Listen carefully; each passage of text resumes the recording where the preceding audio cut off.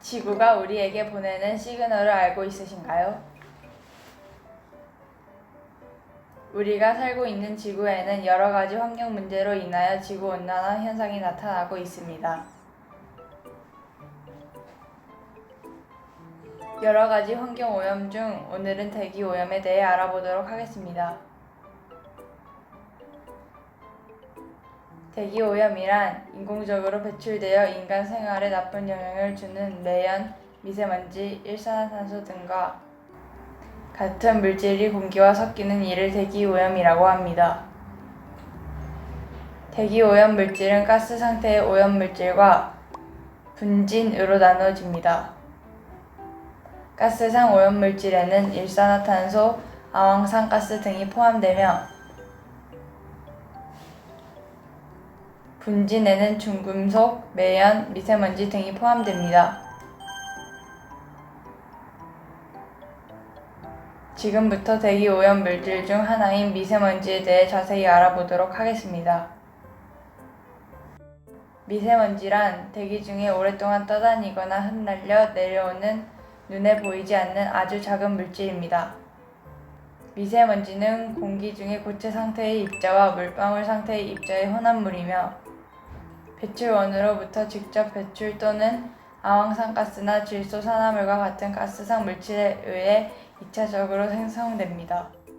주요 배출원은 자동차, 화학공장, 정유공장과 같은 산업시설 또는 자연적으로 생성됩니다. 그렇다면 이번에는 미세먼지의 위험성에 대해 살펴볼까요? 미세먼지는 기관지를 거쳐 폐에 흡착되어 각종 폐 질환을 일으키며 혈액을 통해 전신으로 순환합니다. 또한 미세먼지의 노출은 호흡기 및 심혈관계 질환의 발생과도 관련이 있으며 사망률 또한 증가하는 추세입니다. 그렇다면 과연 미세먼지는 탄소 중립과 어떤 연관성을 가지고 있을까요?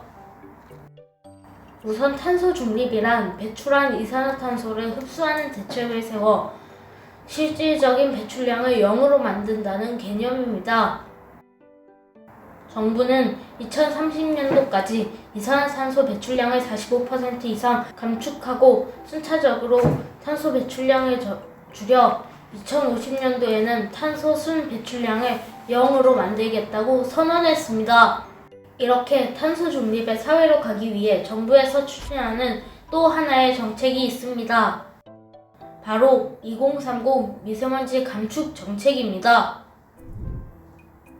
이처럼 정부에서도 탄소 중립과 미세먼지 문제를 밀접하게 연계하여 정책을 추진함에 따라 지난해 서울 지역 초미세먼지 농도가 역대 최저치 20 마이크로미터를 기록했습니다. 이에 따라 정부는 2030년도까지 초미세먼지 농도를 13 마이크로미터까지 줄여나가겠다고 밝혔습니다. 우리도 미세먼지를 줄이기 위해 일상 속에서 무엇을 실천할 수 있을지 생각해 봅시다.